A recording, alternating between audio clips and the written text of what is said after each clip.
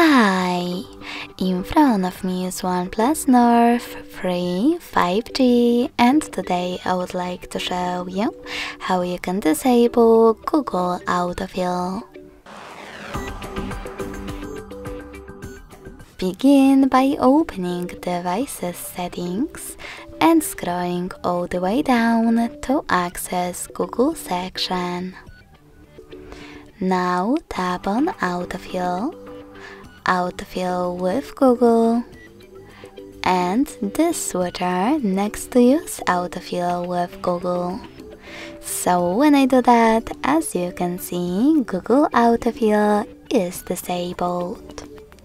Thanks so much for watching. If you enjoyed this video, don't forget to leave a like, comment and subscribe. Bye!